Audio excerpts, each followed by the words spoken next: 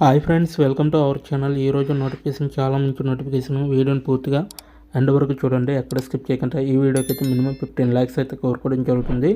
So తప్పకుండా like చేయండి guys. Like చేయడం వల్ల నాకు ఎంతో బూస్ట్ అండ్ ఎంకరేజ్మెంట్ ఇచ్చినట్టుగా ఉంటుంది. సో ఈ వీడియోలో మనకి గవర్నమెంట్ జాబ్స్ అనమాట. ఇవైతే డీజిల్ మెకానికల్ కావాలనేసి అడగడం జరుగుతుంది. సో 1646 పోస్టులు అయితే ఖాళీగా ఉన్నాయన్నమాట. 26,000 వరకు కూడా జీతం అనేది ఇస్తారు. 12th క్లాస్ పాస్ అయిన వారు ప్రతి ఒక్కరు కూడా ఈ యొక్క జాబ్కి అప్లై చేసుకోవచ్చు. అలాగే పరీక్ష ఏమీ లేదనమాట. 15 సంవత్సరాలు నిండి ఉంటే సరిపోతుంది, మీకు ఏమీ అవసరం లేదు. పూర్తి వివరాలు అనేది ఈ వీడియోలో చెప్పడం జరిగింది కాబట్టి ఎండ్ వరకు చూడండి. ఏపీ వరకు కావచ్చు, టీఎస్ వరకు కావచ్చు, ప్రతి ఒక్కరు కూడా అప్లై చేసుకోవచ్చు. అలాగే మన ఛానల్కి కొత్తగా నచ్చితే తప్పకుండా సబ్స్క్రైబ్ చేసుకొని దాని పక్కన ఉన్న బెల్ ఐకాన్ అయితే క్లిక్ చేయండి. అప్పుడే నేను పెట్టిన ప్రతి వీడియో కూడా మీ వరకు నోటిఫికేషన్ రూపంలో వస్తుంది. ఇక లేట్ చేయకుండా నోటిఫికేషన్ పూర్తి డీటెయిల్స్ ఇప్పుడు మనం తెలుసుకున్నాం. ఇక్కడ చూడండి, 1646 పోస్టులు అయితే ఇవ్వడం జరిగింది. Indian north western railway NWR అనేసి ఇవ్వడం జరిగింది. రిక్రూట్మెంట్ 2024. ప్రభుత్వ పరీక్షల నవీకరణలో చివరి తేదీ వచ్చేసరికి Feb 10th వరకు కూడా ఉందన్నమాట. అయితే నార్త్ వెస్ట్రన్ రైల్వే 2024 రిక్రూట్మెంట్ కోసం తాజా నోటిఫికేషన్ను విడుదల చేసింది. అప్రెంటిస్ పోస్ట్ కోసం దరఖాస్తులు ఆహ్వానించబడ్డాయి. విద్యా అర్హత వివరాలు, అవసరమైన వయోపరిమితి, ఎంపిక విధానం వంటి ఫీజు వివరాలు మరియు ఎలా దరఖాస్తు చేయాలి వంటి ఇతర వివరాలు కూడా ఈ కింద ఇవ్వబడ్డాయి అనేసి చెప్పడం జరిగింది. అయితే సంస్థ వచ్చేసరికి నార్త్ వెస్ట్రన్ రైల్వే అనేసి ఇవ్వడం జరిగింది. ఉపాధి రకం వచ్చేసరికి రైల్వే ఉద్యోగాలు అనమాట ఇవి.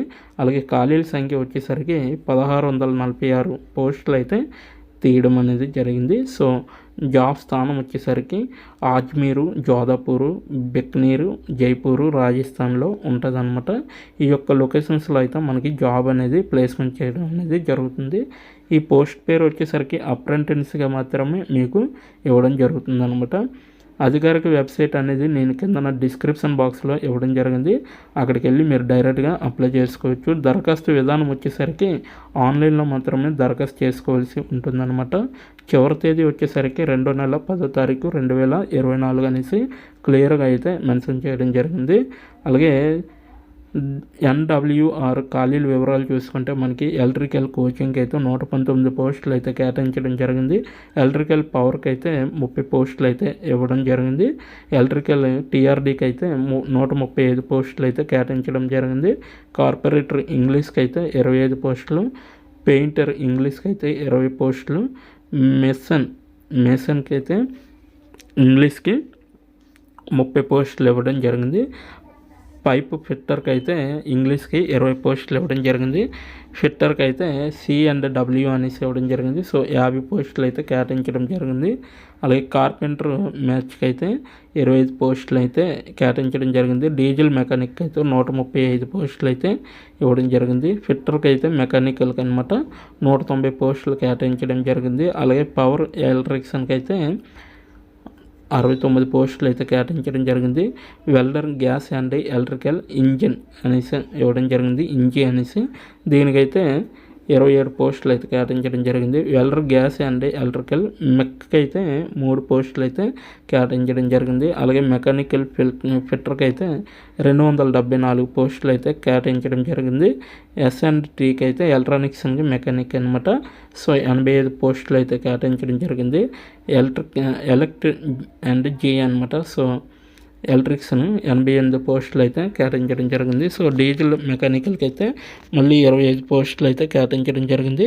అలాగే C&Wకి అయితే 21 పోస్టులు అయితే కేటాయించడం జరిగింది. ఎలక్ట్రికల్ ఏసీకి అయితే 6 పోస్టులు ఉన్నాయి. ఎలక్ట్రికల్ TLకి అయితే 6 పోస్టులు అయితే ఉన్నాయి. ఎలక్ట్రికల్కి అయితే 9 పోస్టులు కేటాయించడం జరిగింది. చిత్రకారుడికి అయితే 25 పోస్టులు అయితే కేటాయించడం జరిగింది. ఫిట్టర్కి అయితే 101 పోస్టులు అయితే కేటాయించడం జరిగింది అనమాట. వెల్డర్కి అయితే మళ్ళీ 56 పోస్టులు అనేవి కేటాయించడం జరిగింది. ఎలక్ట్రీషియన్కి వచ్చేసరికి 33 పోస్టులు అయితే కేటాయించడం జరిగింది అనమాట. అలాగే DSL మెకానిక్ అయితే మనకి 11 పోస్టులు అనేవి కేటాయించడం జరిగింది. సో వడ్రంగికి అయితే మనకి 15 పోస్టులు అయితే కేటాయించడం అనేది జరిగింది. పెయింటర్ జనరల్కి అయితే 8 పోస్టులు. ఇందాకలా పెయింటర్ ఇంగ్లీష్ అనేది మనం చెప్పుకున్నాం, ఇక్కడైతే జనరల్ అనమాట. సో దానికి దీనికి వెరిఫై అంటే మీరు చెక్ చేసుకొని డైరెక్ట్గా అప్లై చేసుకోవాలి. అది పెయింటర్ ఇంగ్లీష్కి, ఇది పెయింటర్ జనరల్కి అనమాట. ఓకేనా. అలాగే మెకానిక్ మెషిన్ టూల్ మెయింటెనెన్స్కి అయితే 5 పోస్టులు ఉన్నాయి. అలాగే మెషినిస్ట్కి అయితే 3 పోస్టులు కేటాయించడం జరిగింది.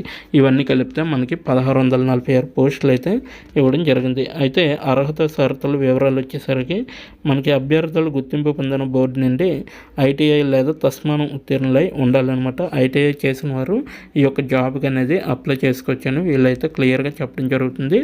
సో వయోపరిమితి అంటే ఏజ్ లిమిట్ వచ్చేసరికి మనకి కనీసం వయసు 15 సంవత్సరాలు నిండి ఉండాలి. గరిష్ట వయసు వచ్చేసరికి 24 సంవత్సరాలు లోపు ఉన్నవారు ప్రతి ఒక్కరు కూడా ఈ యొక్క జాబ్కి అనేది అప్లై చేసుకోవచ్చు. అలాగే జీతం ప్యాకేజీ వివరాలు వచ్చేసరికి నేనైతే ఈ యొక్క నోటిఫికేషన్ చూసి నేనైతే ఆన్లైన్లో నోటిఫికేషన్ చూసి మీకు ఇక్కడ వివరించడం జరుగుతుంది. మీకైతే కరెక్ట్గా 26,000 అయితే వస్తుందన్నమాట. పిఎఫ్ కానీ కట్ ఆఫ్ కానీ ఇవన్నీ దీంట్లోనే కట్ అవుతాయి అన్నమాట. ఓకేనా. నెక్స్ట్ ఎంపిక విధానం చూసుకుంటే మెరిట్ ఆధారంగా అయితే వీళ్ళు తీయడం జరుగుతుంది. ఇంటర్వ్యూ ఆధారంగా కూడా మీకు ఇవ్వడం జరుగుతుంది అనమాట. అంటే పరీక్ష లేదనమాట. ఎటువంటి పరీక్ష లేకుండా మీకైతే డైరెక్ట్గా జాబ్ అనేది రిక్రూట్ చేయడం జరుగుతుంది. కేవలం మెరిట్ ఆధారంగా ఎవరైతే 10th క్లాస్ కానీ 12th కానీ ఐటీఐలో కానీ మంచి మెరిట్ సాధించి ఉంటారో అటువంటి వారికి ఈ యొక్క జాబ్ అనేది మంచి అవకాశంగా చెప్పవచ్చు అనమాట. దరఖాస్తు రుసుము అంటే అప్లికేషన్ ఫీజు అనమాట.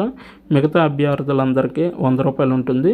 ఎస్సీ ఎస్టీ పీడబ్ల్యూడి క్యాండిడేట్స్ మహిళా అభ్యర్థులకైతే అసలు ఫీజు అనేది ఎటువంటిది లేదనమాట. అలాగే ఆన్లైన్లో ఎలా దరఖాస్తు చేసుకోవాలో ఇప్పుడు మనం తెలుసుకుందాం. సో దీని యొక్క నోటిఫికేషన్ లింకు నేను కిందన డిస్క్రిప్షన్ బాక్స్లో ఇవ్వడం జరిగింది. అక్కడికి వెళ్ళి మీరు డైరెక్ట్గా అప్లై చేసుకోవచ్చు అనమాట. అయితే ఆన్లైన్ మోడ్ కోసం అయితే దరఖాస్తు చేయడానికి దశలు వచ్చేసరికి అధికారిక వెబ్సైటు సందర్శించండి అని ఇవ్వడం జరుగుతుంది. అభ్యర్థులు ఆన్లైన్లోనే దరఖాస్తు చేసుకోవచ్చు. అభ్యర్థుల అవసరాలకు అనుగుణంగా అర్హత ప్రమాణాలను నెరవేర్చారని నిర్ధారించుకోవాలి. అవసరమైతే దరఖాస్తు రుసుమును చెల్లించండి అని ఇవ్వడం జరిగింది. దరఖాస్తు సమర్పణ కోసం సమర్పించే బటన్ పైన క్లిక్ చేయాలన్నమాట. భవిష్యత్తు ఉపయోగం కోసం అప్లికేషన్ యొక్క ప్రింట్ తీసుకోవాలి అన్నమాట మనం. సో ఫ్యూచర్లో ఉపయోగపడుతుంది కాబట్టి మనం ప్రింట్అవుట్ తీసుకోవాలి. సో ఫైనల్గా సబ్మిట్ చేసాక ఓకేనా. ముఖ్యమైన సూచనలు వచ్చేసరికి దరఖాస్తు చేయడానికి ముందు అభ్యర్థులు నోటిఫికేషన్లో ఇచ్చిన సూచనలు చాలా జాగ్రత్తగా పరిశీలించాలి.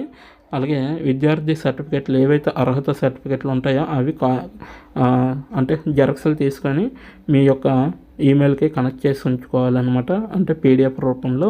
అలాగే ఇటీవల అంటే రీసెంట్గా దిగిన కలర్ పాస్పోర్ట్ సైజ్ ఫోటో ఉంటుంది కదా, ఆ ఫోటో కూడా మీరు పీడిఎఫ్ రూపంలో మీరు ఈమెయిల్కి కనెక్ట్ చేసుకోవాలి. ఎందుకంటే మీరు అప్లై చేసినప్పుడు మీరు డైరెక్ట్గా ఈమెయిల్ ద్వారా అప్లై చేసుకోవచ్చు అనమాట. ఓకేనా. స్కాన్ చేసిన ఇవన్నీ కూడా అధికారిక నోటిఫికేషన్లో పేర్కొన్న విధంగా అయితే మీరు అప్లై చేసుకోవచ్చు. అలాగే దరఖాస్తు సరైన ఫోటో అప్లోడ్ చేయకపోతే మీ యొక్క దరఖాస్తు అనేది రద్దు అవుతుందని వీళ్ళైతే క్లియర్గా చెప్పడం జరుగుతుంది. సో ముగింపు తేదీ కంటే ముందే మీరు అప్లై చేయాలి. సో అటువంటిప్పుడు మీ యొక్క అప్లికేషన్ అనేది వాళ్ళకి కన్సిడర్ చేసి డైరెక్ట్గా సెలక్షన్లోకి పంపిస్తారనమాట. లేదు ముగింపు తేదీ తర్వాత నోటిఫికేషన్ ఏదైనా వెళ్ళింది అనుకోండి మీ అప్లికేషన్, సో అది రద్దు చేయబడుతుంది. సో దరఖాస్తుని ఫిల్ చేసాక మీరు అన్నీ నింపిస్తాను నేను అనుకుంటే సో ఫైనల్ సబ్మిట్ చేయొచ్చు. లేదంటే మళ్ళీ ఒకసారి రీచెక్ చేసుకొని అప్పుడు అప్లై చేయొచ్చు అనమాట. ముఖ్యమైన తేదీలు వచ్చేసరికి మనకి 1వ నెల 10వ తారీఖు నుండి స్టార్ట్ అయింది. 10వ నెల. సో ఇక్కడైతే బాగా డేట్ అంటే మంత్ అయితే మార్చేశారు. 2వ నెల 10వ తారీఖు వరకు అయితే ఈ యొక్క డేట్ అనేది ఉందన్నమాట. సో ఇది ఈరోజు నోటిఫికేషన్. మీకు నచ్చింది అనుకుంటున్నాను. నచ్చితే తప్పకుండా లైక్ చేయండి, షేర్ చేయండి. ఇప్పటి వరకు వీడియోని వాచ్ చేసినందుకు చాలా థ్యాంక్ యూ అండి. Thanks for watching.